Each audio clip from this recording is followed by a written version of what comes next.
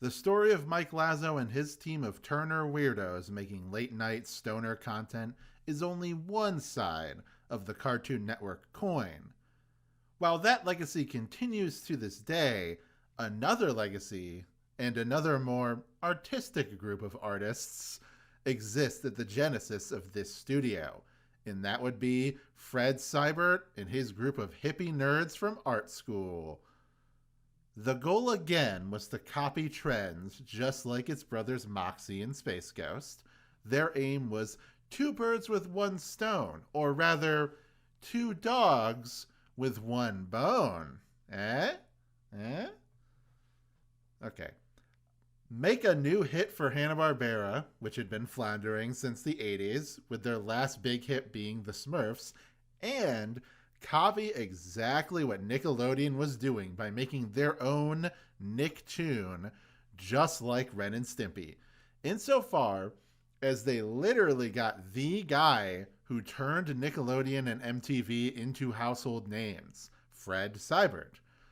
With his help, they even managed to get assistance from the Ren and Stimpy co-creator and famous pedophile, John Kricfalusi, who probably did more work pitching jokes on this show than he did actually producing episodes for his own show that he was fired from.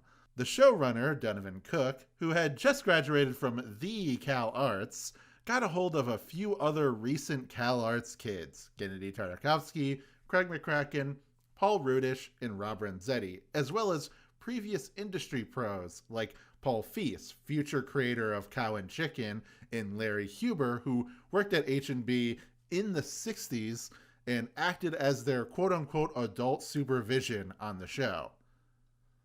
Two Stupid Dogs lasted a year and a half, by no means a venerable legacy, but it was absolutely an important show. It launched so many careers for Cartoon Network, and those people are still making cartoons to this day. Without this one stupid show about two stupid dogs, we wouldn't have Dexter, we wouldn't have Powerpuff Girls, Cow and Chicken, My Life as a Teenage Robot, those actually funny Mickey Mouse shorts, My Little Pony, Friendship is Magic, though the jury is still out on that being a net good to society. What about the show itself, though? Do these hallowed hounds fetch our hearts, or should they just go lay down? Keep listening, and maybe you'll find out.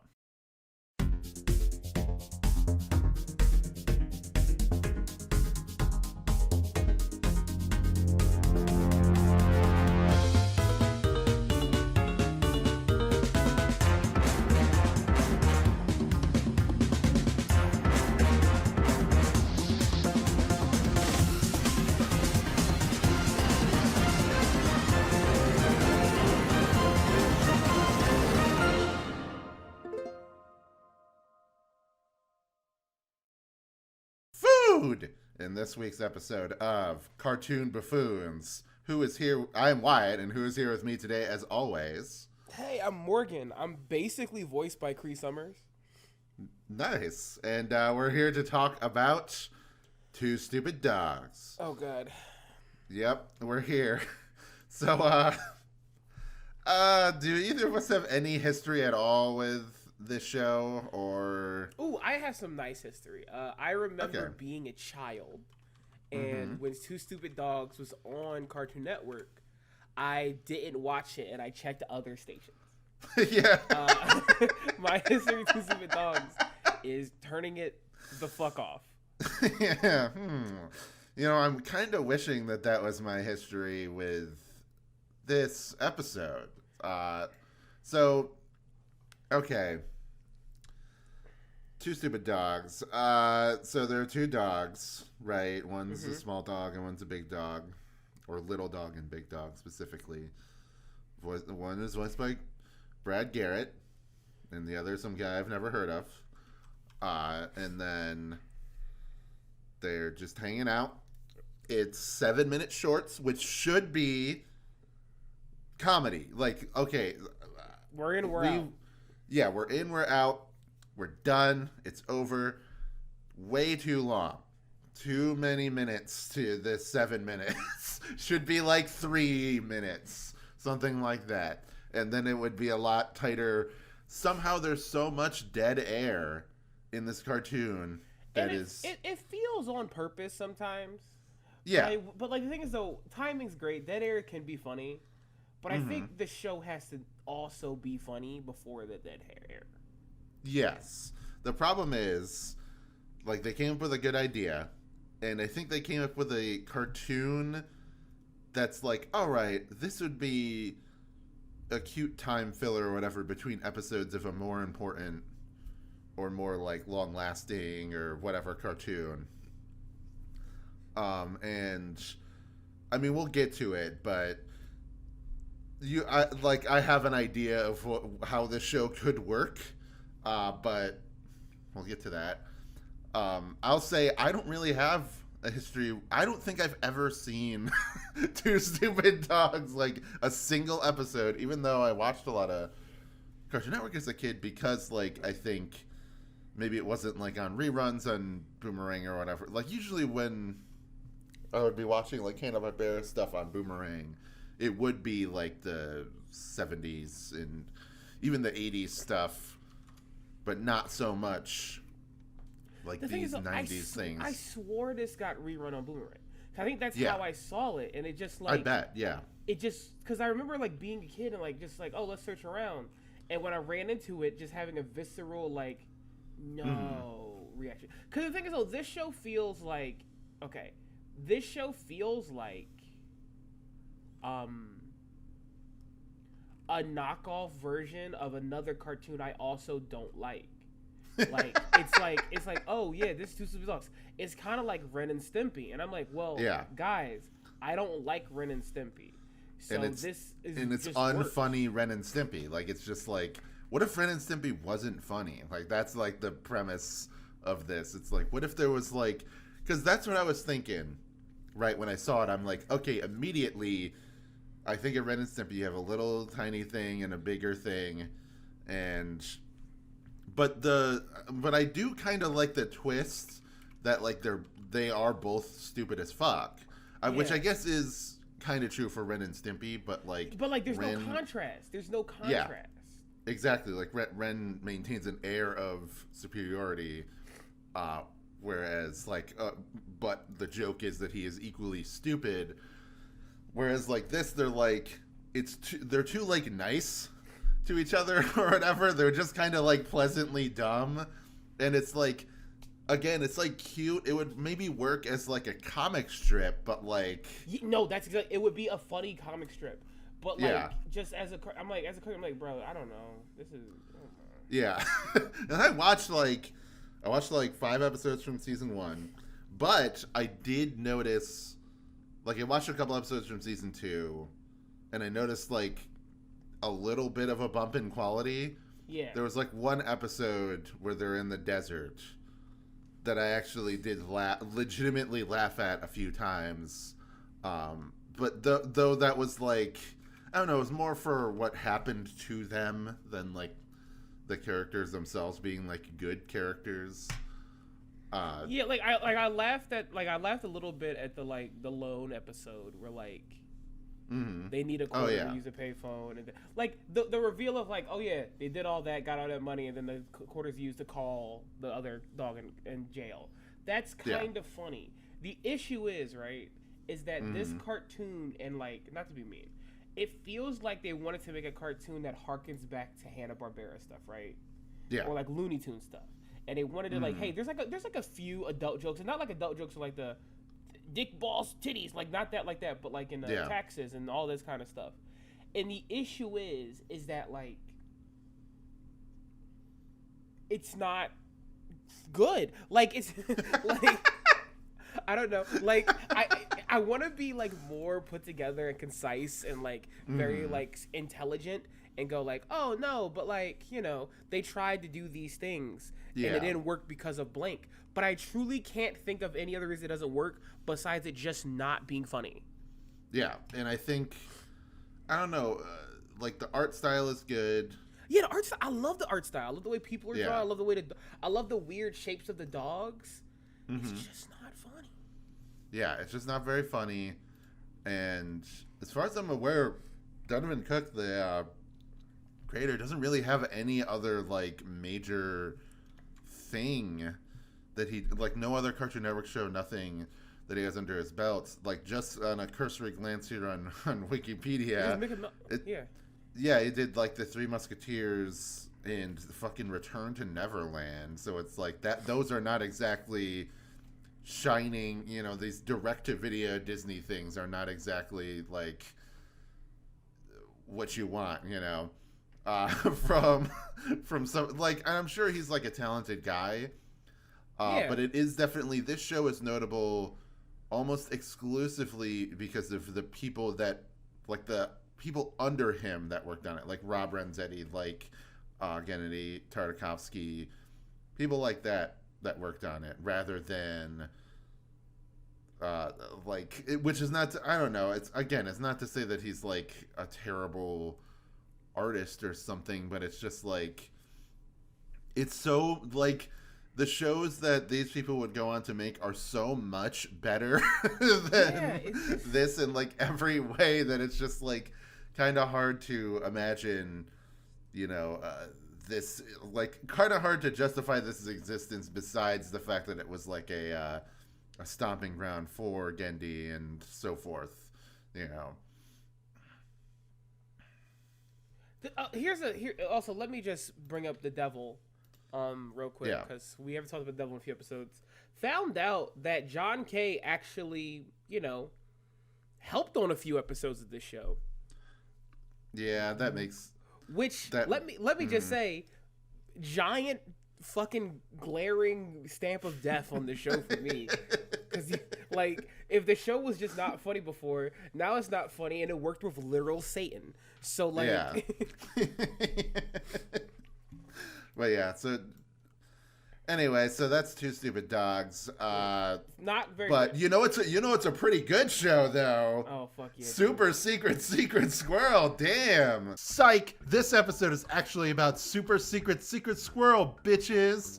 Donovan Cook may have had his theoretically hilarious idea for Ren and Stimpy clone loaded and ready, but Hanna-Barbera was a bit more hesitant at pinning their hopes of success on a random news show, instead of doing their time-honored tradition of milking the Christ and fuck out of shows that were made when JFK was alive. Fred Seibert gave Cook the choice for which show to revive, though, and Cook went with none other than Secret Squirrel, a personal favorite of his.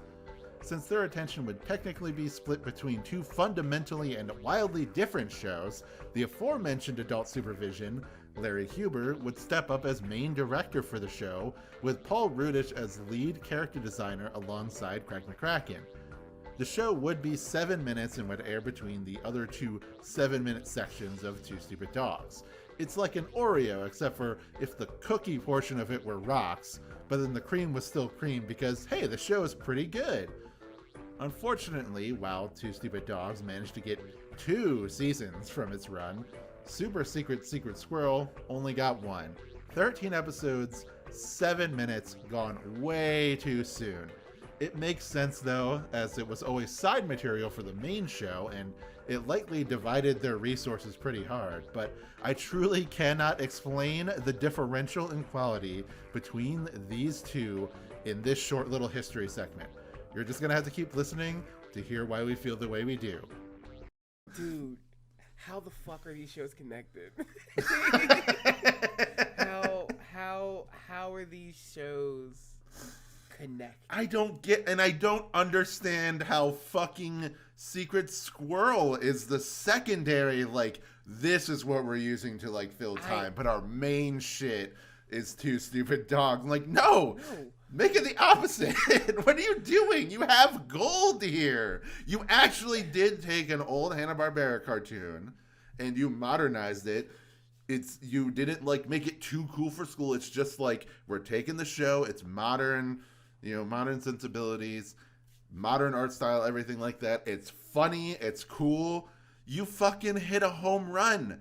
I don't know what to tell you, but like, then you screwed it up because you only gave it 1 season of 13 episodes, and then you're like, Two Stupid Dogs. They should take precedent. Is what needs. They should take precedent. Yeah. Like, yeah. And the thing that gets me is, like, you're right. It, like, Two Stupid Dogs, I said it's trying to go for like, you know, the old school feel, and like it's trying to like be funny and like be for adults and everything, and it just isn't funny. And Secret Squirrel does the exact same thing, but it's entertaining. And I feel like a prank is being pulled on me. Yeah. And I don't know why anyone did this. So Super Secret Squirrel, you know, it's a reworking or a remake of the Secret Squirrel show. And you have Secret Squirrel and you have Morocco Mole. And then Secret Squirrel, I believe he's voiced by Jess Harnell, and Morocco Mole is Jim Cummings. Maybe doing an offensive accent, but you know that's neither I don't know here nor there. It's hard to press. Maybe. Yeah, yeah. I will say that Morocco Mole himself, like as a character, very adorable. Just a great character design. I told my partner that like they remind me of Morocco Mole, just the shape, and the way he stands. Yeah, and then the other people that like work in the like at the agency, like the like their boss, voiced by Tony J. Tony J, which I was like, oh hell yeah, that guy is so good. Because I think of you know, like Megabyte, but I also think of what the fuck, like Fallout, and I don't know, it just like is in so many like 90s like he's games really all over the place, and things like that. Like he's the villain in Hunchback of Notre Dame. Is he not the sexy little tiger from Jungle Book? I can't remember. Oh, he might be Shere Khan in like Tailspin or something, like in something where that was like this, that was like the 60s, so like I doubt he was around at that time. Probably like in like a sequel or like Tailspin. That makes sense to me. Yeah. And then he was like I remember because he's like the voice that guides you in Soul Reaver. I was like, me. Yeah, that's the like the earliest I can remember like hearing that voice is from that. Just really good.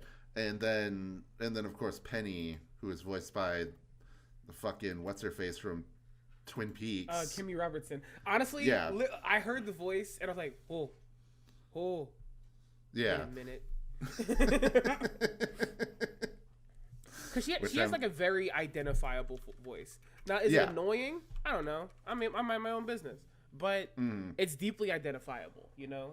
Yeah, it's identifiable, and like I don't know that like you would expect. There were so many ways that this show could have gone wrong, and they actually like surprised me in pretty much every respect. I would say with Super Secret Squirrel, like. All like I don't know. I'm not even gonna say like every joke lands or every single episode is like super funny. It's just such a good premise because Secret Squirrel in general is just like a good premise that it's like, and it is just the first season, so you could have expected like, okay, once I get to season 2, like with Dexter, it's like this is where it really kicks off. You know, we get like a big 39 episode order for season 2. Just never happened, unfortunately. And I think the vibe also is very timeless. Even if you weren't there for like the 70s aesthetic, like spy stuff, this you know of it vaguely, and this thing like really leans into it. And like I love like how like the villains of the week. First of all, love a monster of the week format. It's just my favorite. Just all the different like big animal guys they have on, and like their whole deal. It's great. It's fun. The evil gingerbread cookie.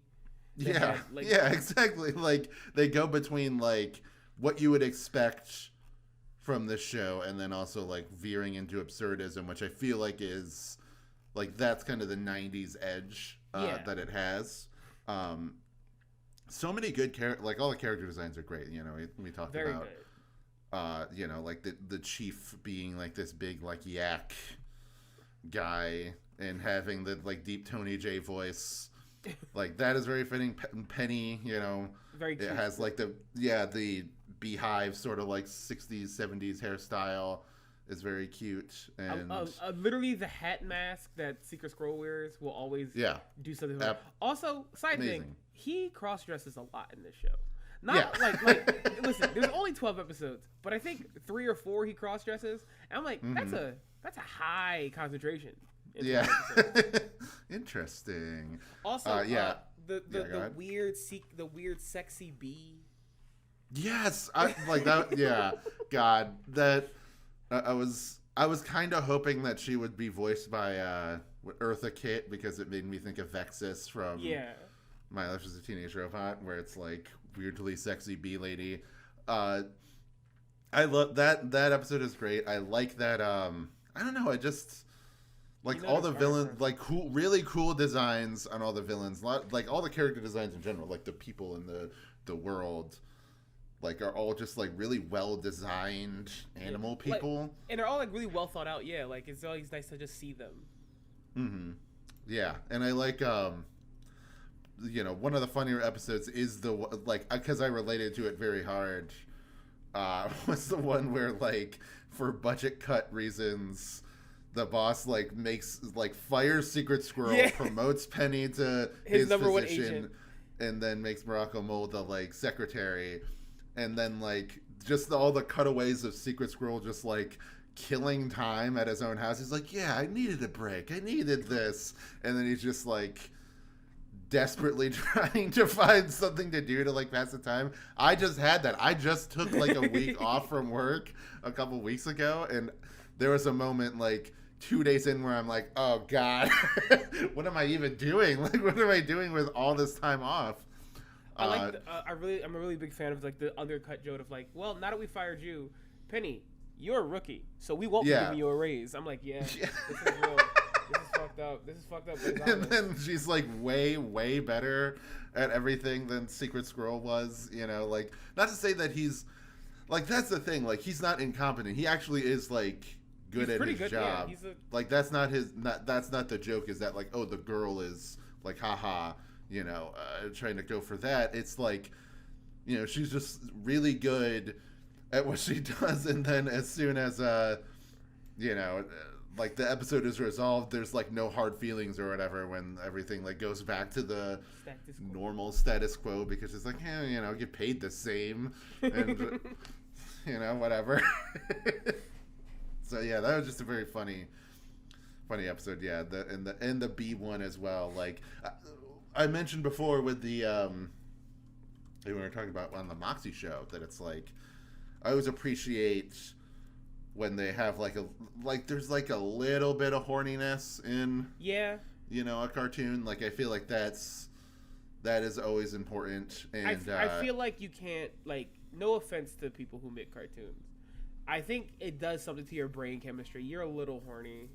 Yeah, like, you're a freak. You get like, even if you're not like sexually horny, you're like something emotionally horny. I don't know how to. It's like you place this like totemic importance on these characters. Yeah, you can't draw a character all day and not go, "They look like naked." Like, you got your brain like just. I gotta say also, Cool B. I think just for my own sake, I'm never gonna like look her up on the internet. Yeah, well, sure. Because there's I felt that way with Penny. Like, I was like, there's same. Definitely because there's always some weirdo. No offense to that weirdo, but who like saw this in their formative years and has done nothing but had a DeviantArt where they draw this character 4 billion times, probably like in a supermarket buying bread or some shit. Like, there's always that one person. Yeah, because it's always like, it's never like, okay. Here's Batgirl or so, you know, like a character that like people like everybody knows or everybody thinks is hot. It's just like people on DeviantArt, they always are like, oh yeah, here's this random background character from My Gym Partner's a Monkey. Like, that's who I'm hyper focusing on, and I'm drawing like all this fan art of. Here's Caillou's mom eating peanut butter. Oh my DeviantArt. Here's Caillou's mom eating peanut butter. Isn't this the hottest thing you've ever seen? Yeah. Not really. What's wrong with you? I don't know.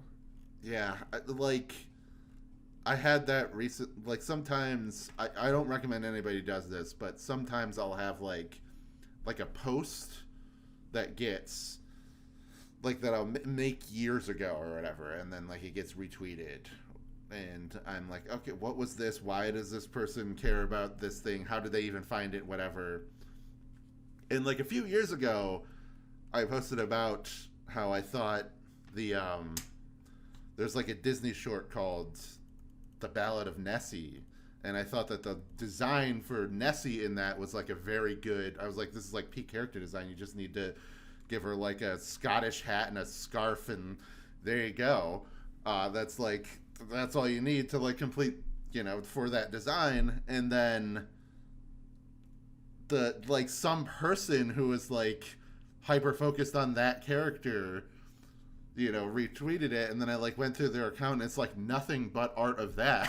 Like, so I was just like, this person cares a lot about this one character here, and in this I feel like is like kind of a perfect show for that kind of stuff, because there's so few episodes. Yeah. It's 13 7-minute episodes, so it's like very little content. It's very easy to just have watched the whole thing. And I also like enjoyed myself watching the whole thing instead of just like parts with like, Two Stupid Dogs, where I was like, I got like 3 episodes in and I'm like, fuck, I'm skipping around now, and just clicked random. I wasn't like lugging my cross up the hill in order to be nailed to it, like with Two Stupid Dogs. Yeah. And I don't know, with fucking, it's just like, again, like the character designs are great, the voices and everything, like they all fit really well, and I do really want to talk about that point of like, I feel like the normal sort of 90s twist or whatever, or like a normal sort of cartoon twist, like a more cynical cartoon would have, like, oh, we're gonna make fun of this old Hanna-Barbera show. But no, they play it straight. And the thing is, playing it straight makes it almost fit in with what was coming out at the time. Like, this could have easily been a contemporary with, like, Dexter and the other ones. Mm-hmm. Like, not just down to style, but just because, like, how the vibe feels. Yeah. But it was stapled to Two Stupid Dogs.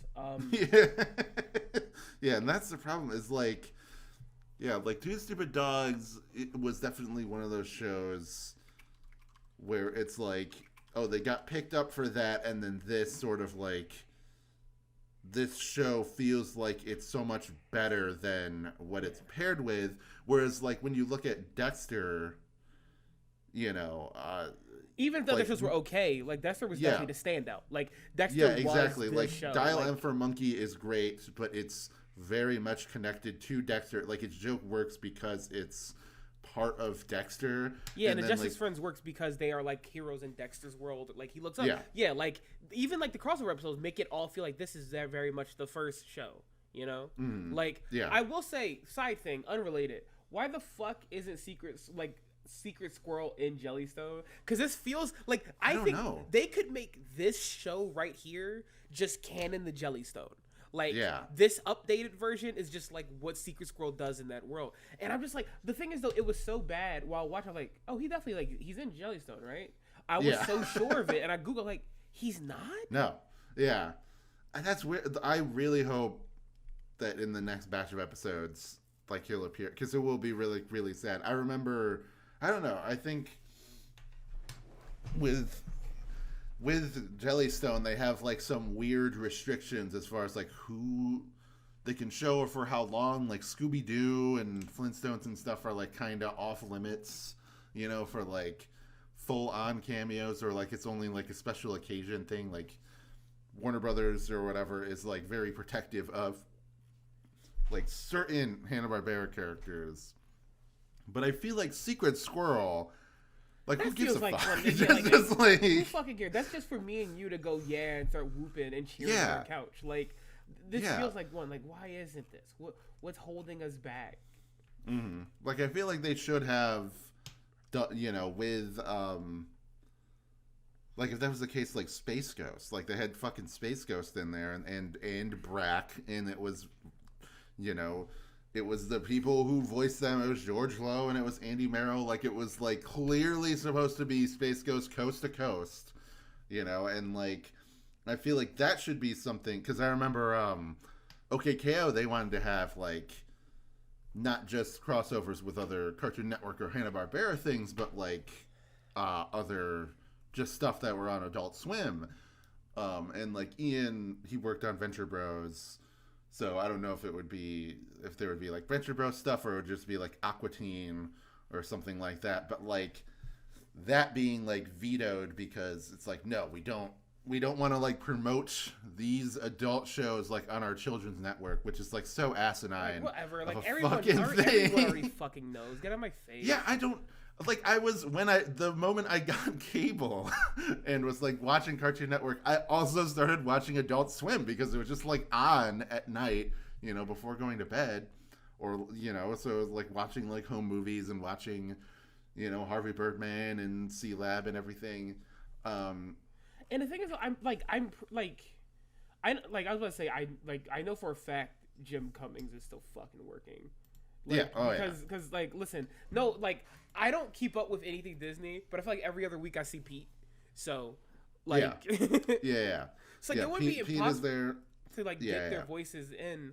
I don't know. It's weird. It's like it's one of those weird things where like I can't figure out if it's like an oversight that someone just forgot, or like probably a better case. There is some politic and capitalism bullshit happening in the background that makes you go, Yeah, I don't know, because from like I won't say much, but from what I've heard, there are more like deep cut things to come. Yeah. From Jellystone, so hopefully, it's Secret Squirrel. Like we'll get like a Secret Squirrel episode or something like that. Maybe like Secret Squirrel is just like a little bit too. I don't know, like, because the only other like hero character I can think of in Jellystone is El Kabong, and like they are pretty different. Yeah. One is like, but Secret Squirrel does like have there is no secret identity. This motherfucker's always being cool. Yeah. Whereas like. I'm just thinking of like Harvey Birdman, where Secret Squirrel is like a flasher, like, and that's the like he gets it. Awful. Yeah.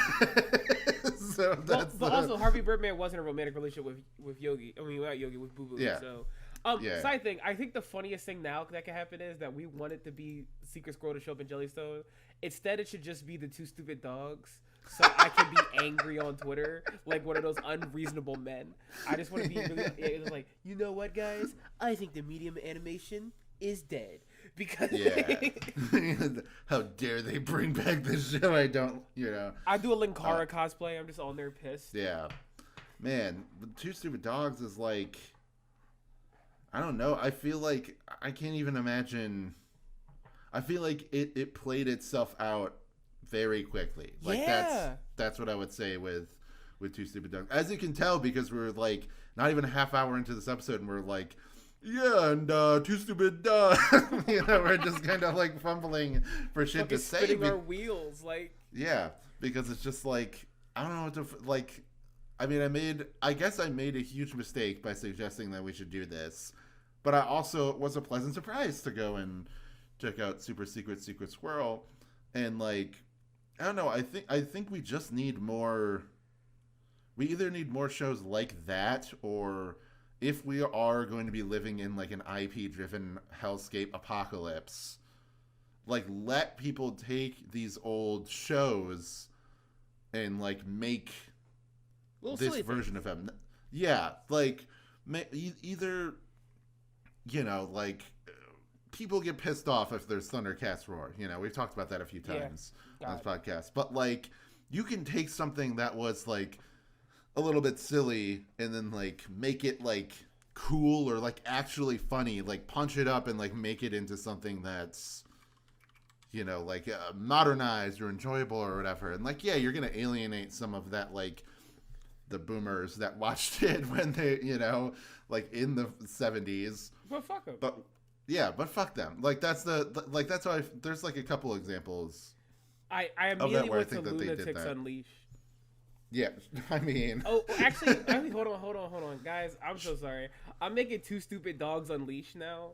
I'm going to make them like anthropomorphic and really badass. Should we do Lunatics Unleashed? Because that's a kids WB show, but I think it aired on Cartoon Network. Wyatt. Should we? Because I want to do like Duck Dodgers and like the Looney Tunes show and everything. Dude, like, here's the thing. And I mean this from my book. I can't remember a single fucking thing about like Lunatics Unleashed. I remember the designs. I remember like the base premise, but I can't remember a single fucking thing about it, which bums me out because it makes me, Morgan, really want to watch it. To do this so I can go, but no, we have to. God damn, I'm sitting here throwing shit around my apartment. God damn it, we have to talk about Lunatics Unleashed. And the minute we do it, I'm gonna form my entire personality around it. I'm gonna be fucking. I'm gonna be like, guys, sorry, do I like the show or am I just being a dickhead? You'll never know. Yeah, I think like it's just really fun that Secret Squirrel was like actually a really successful version of taking this old property and modernizing it, because there's like a few examples of that like in recent years, but a lot of times like people just sort of like balk at it, I thought like Mystery Incorporated and like Be Cool Scooby-Doo, hear me out, very good shows, but people, Mystery Incorporated is very story heavy, so that kind of made people fall off of it. And then Be Cool Scooby-Doo has the like Family Guy art style, but it's like really funny and well written, so it's like I think that accounts for more. And then of course there's stuff like My Little Pony or whatever, where it's like we're taking this old going for 9 seasons. It's like we're taking this old show that is bad and then giving it like, we're like, here you go, Lauren Faust, make it a Cartoon Network show. And then she did that and then opened the gates of hell and doomed the internet for like a solid decade that was just over. I think truly what we need, like, I think even though I want good versions of that, I think if we want to save cartoons and get more original cartoons, we need to just get really untalented people to make a bunch of dog shit ones. Like, we need to really just get like let's flood the market. Let's get Speed Buggy Extreme. Let's get fucking Jabberjaw Kickflip, whatever the fuck that is. I don't know. Like, it's Beyblade with Jabberjaw. Let's just flood the market with really bad ones until everyone on Earth is screaming, please make an original cartoon so people can get their work picked up finally. I think that's the direction that we need to go in, honestly, is the accelerationist philosophy of like we need to destroy the world before we can like rebuild it from its ashes. Dude, like, y'all don't want to support cartoons? We're going to make this thing go 1,000 miles an hour and suck so fucking bad that we wrap back around to the golden age. So get ready, losers. Yeah, because we need like a breakout hit that is like an original idea for networks to be like, oh, we gotta copy that, we gotta like make shows that are like that, because now it's like we're kind of in that like dying period of like these original creator driven shows, and they're starting to like really sort of ramp up IP driven stuff, especially like HBO Max. Like a lot of this big stuff that was released like the past few years, we got like a Gremlins show, oh my god, and like a new Tiny Toons show and whatever, like they had and stuff like that, and like Animaniacs came back, and like the things those things aren't bad, but we do need like, because things you will run out of things, like you need to start making new stuff, and like I don't know, I think that might just be the play. Like I think what we should do, me and you specifically, is take stills of Superman from the Superman animated series and just remake Space Ghost, but with Superman shot. So we're using a more recent cartoon and doing what Space Ghost did, so we could just kind of revitalize and start over from there. So Space Ghost was the start of everything. We're just restart the whole thing. Maybe I should pick like a worse superhero than Superman, but that's take that, and then it's Superman, and then he's like, it's like Brainiac and like, the Toy Man or whatever, like those, like it needs to be like 2 random villains from the show that are like helping him. Little pervert Toy Man in the back, like pulling the switches. Great, this is a plan. Yeah, do that. Because Jellystone, I think, is like a successful example of like reviving these properties, but it's not doing it. It's not like very specific about it. It's like it's kind of centered on Yogi, but there's so many episodes that are like, oh, what's going on with Augie Doggy? What's going on with Top Cat, and what's going on with Jabberjaw? Like these other. He's part of the ensemble, really. Like it feels like. Yes, and it's just a general like, entire sitcom sort of Simpsons-esque show where you have like a whole town of crazy characters that just so happens to be themed around Hanna-Barbera. It's not like a revival of any one of those series. I would say the closest is like the Top Cat episodes because they do feel very similar to the original show. But like, yeah, so that's like a good example of that. But yeah, we just need to make a bunch of really bad garbage. And then eventually, like in a few years, networks and producers and stuff will realize that it's like, yeah, we'll be begging us to stop. And then we'll just get, we'll finally get good shit again. Because like there was a time where I was like, we are in a really good place with animation.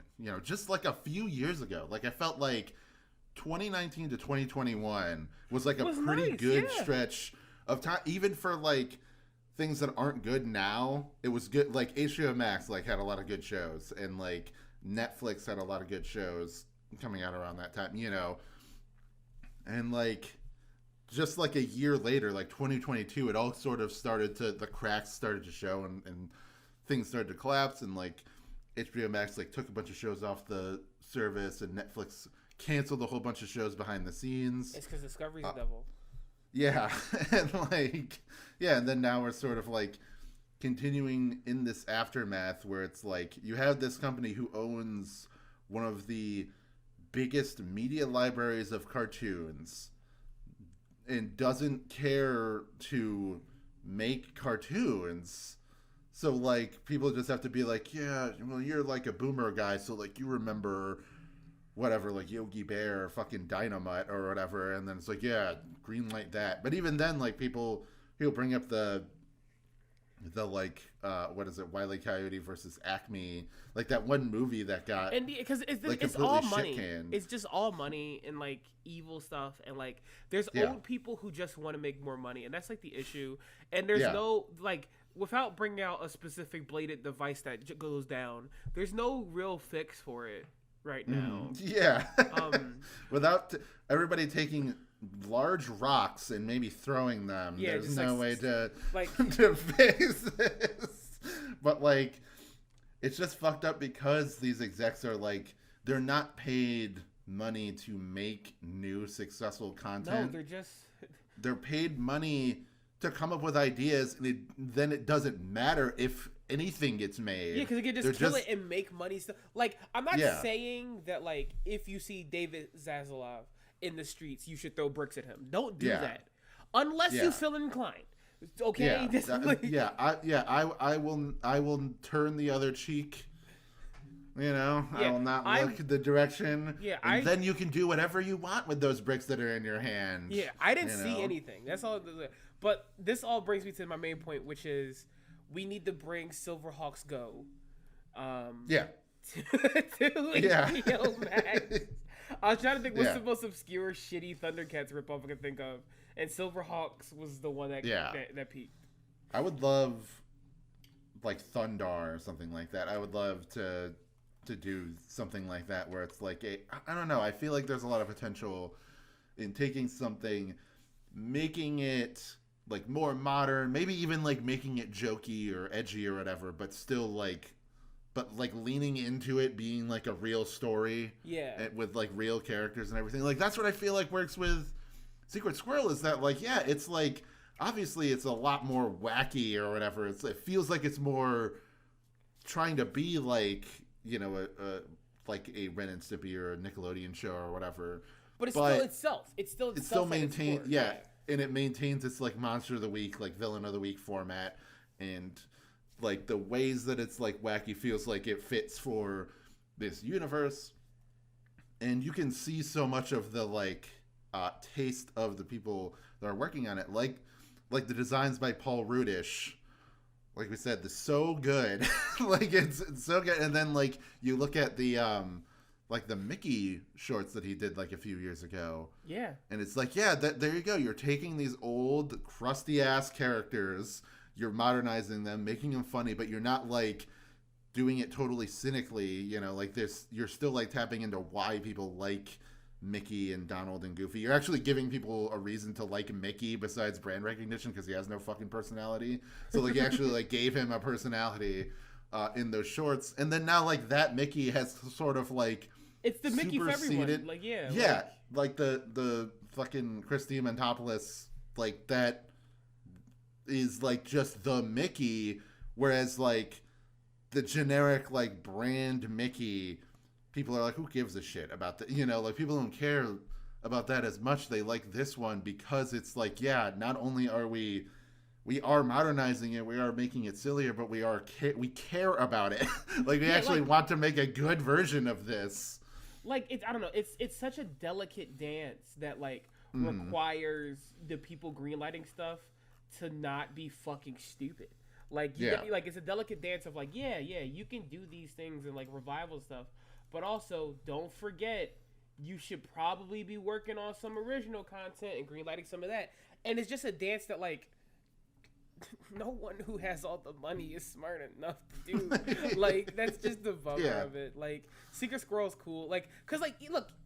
Let's say something nice about Two Stupid Dogs. Even if I don't like Two Stupid Dogs, the idea of stapling like a new version of a show to a new original cartoon is good. It's a good idea. Like it's a good thing that they did that. Like I think it would have been like equally valid to be like, here's a new version of an old cartoon, but we're gonna sneak in. You know, with that, you know, that is like with I feel like Cartoon Network has done that a few times where they're like. You know, like with Billy and Mandy spinning off and becoming its own thing, like with Grim and Evil originally, and then eventually Evil Con Carne, and then that like barely got any episodes, and then Billy and Mandy like continued on, but like I don't know, like they've done that, and I think that they can continue to do that. I mean, we've gotten like a few spin-offs like in the past couple years too. With like We Baby Bears and Jessica's Big Little World, whatever the name of that show is. But like We Baby Bears is like so different. It's like completely different genre than We Bear Bears, which is like a very chill sort of, you know, like roommate sitcom kind of thing, like in San Francisco. And then like, you know, We Baby Bears is like a magical adventure, you know, like different thing every single week, you know, and it like both are great in their own way, but like they're different. They have their own original cores, and I think that's like that's good. Like that's really good.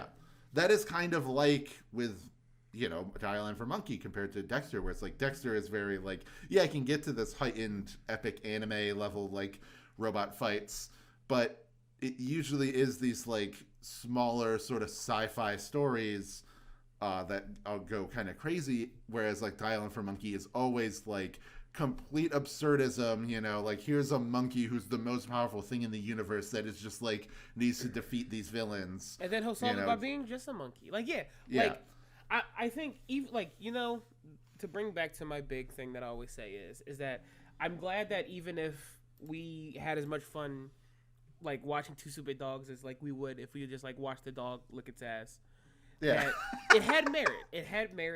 We learned something. It had a good show attached to it, and you know, cartoons will always have a little bit of merit, and I'm glad that this one had something.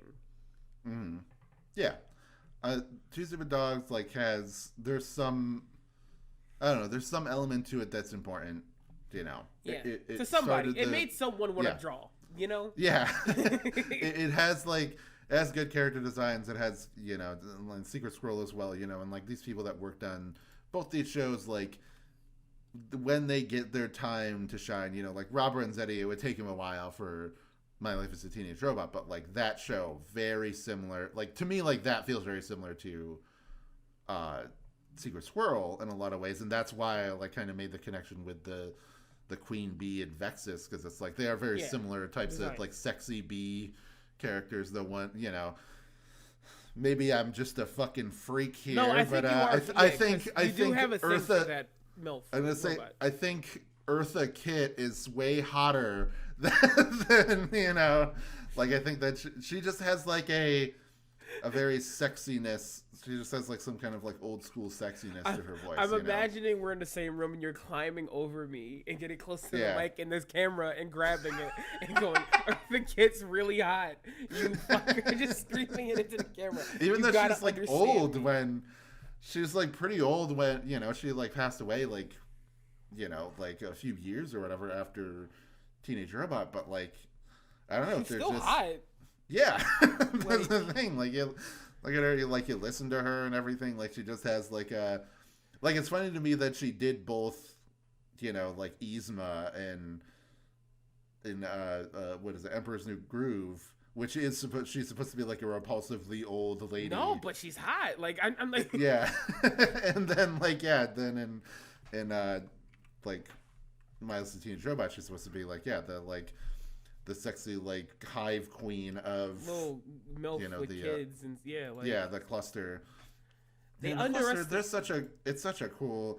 That's like one of the coolest like villain groups or whatever of just like robot bugs. Like that's just I don't know. That's just perfectly up my alley as far as design goes. I don't want to get into like how cool the planet is too and stuff because I don't want Nicktoons stealing any glory from our gorgeous Cartoon Network show. But yeah, they're really cool seeing their planet and stuff. But yeah, I'll just say that as I don't know, something happened to me during the scene where it is Vexus and Noro, like the scientist mom, fighting each other. Like that must have affected me as a child. Maybe similar to people who watched Super Secret Squirrel and have an entire DeviantArt dedicated to Penny, you know, like maybe something like, because it's just, sometimes you just see that and you'll see, there were like a couple scenes of her where I was like, animators are maybe a little bit horny, you know. Like the right level of like, you know, we a little bit of furries in here. The thing is that you can't draw a show where everyone's an animal and not be tapping into some furry genes a little bit. Yes, because you're going to be drawing everybody as an animal. You're an animator, so you're automatically horny, as we discussed. And you're going to be drawing those animal characters with that energy at some point. So regardless of how chaste you want to be, there's always going to be some level of horniness to it, even in shows like Camp Lazlo or whatever. Like there's gonna be like some level there. That terrifying kidnapper, like camp counselor, was horny for that other camp counselor. Yeah. Yep. Good stuff. Anyway, so I think that's. Yeah, I think that'll do it. We've squeezed the stupid out of these dogs. We've run them out. We've gotten as much out of these damn dogs as possible. That's enough blood from this stone. So. Done with that. Morgan, why don't you plug yourself and tell everybody where they can find you? Yeah, what's up? I'm Morgan. You can find me anywhere on the internet almost at Girl Next Vor. You know, Vore, like swallowing people. Yeah, of course. Not into Vor. Don't let the streets make you believe that. Don't let the streets lie to you. Yeah. Not into it at all. Let me lie to you. Go ahead. And it's like only hard for here. Exactly. You know, there's a difference. But yeah, you have a Girl Next Vor. You could also find me on Twitter, which is a secret, not a well-kept secret, because if you look at the episodes for the podcast, I'm quote retweeting them and talking. Yeah, sure. But you got to do a little bit of work. Secret Squirrel will be proud of you if you did a little bit of investigation work. I'm also other places that I can't remember. But yeah, that's pretty much it. You can find me those places. I'm being real loud. Cool. And you want to check me out, going over to twitter.com/WazpRanger, WAZP Ranger.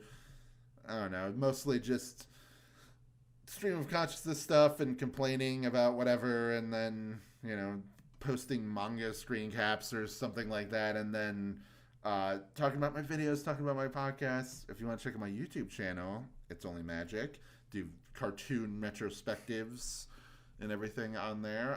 And if you want to check out more podcasts by me, go on over to It's Only Magic at Patreon. If you want to support this show, you can get it a week early for $5. You can get the Doctors in Discuss and Stephen's Kings, which I do with Cody, at $5. You can get my videos a week early at $5. If you only have $1 to spare, though, you can get Wow Cool Row Pod, me and my friend Wayne, a.k.a. Bolt Preacher, on Twitter, going through and reviewing every single robot in existence And then you also get Shit Shooters, which we make very occasionally, which is an off-topic show where we just bring a few topics and then we go back and forth with them.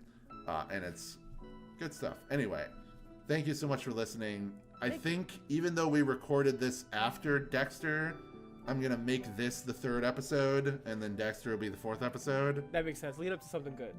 Yeah, so just to, like, space out the guests a little bit, because we, like, Space Ghost had a guest, and then Dexter also has a guest. Yeah, so yeah. Next episode is Dexter with Steve Yurko. Check that out. Woo!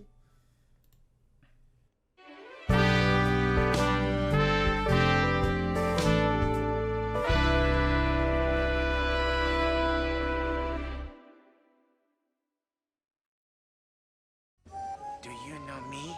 I can keep a secret, drive my briefcase to work, and wait good, like a good mole should. But I can't be seen just anywhere. That's why I'm on Cartoon Network. Cartoon Network gives me access to the coolest cartoons in the world, and you can't beat that. Get tuned, Morocco Mole. Cartoon Network, don't stay home without it.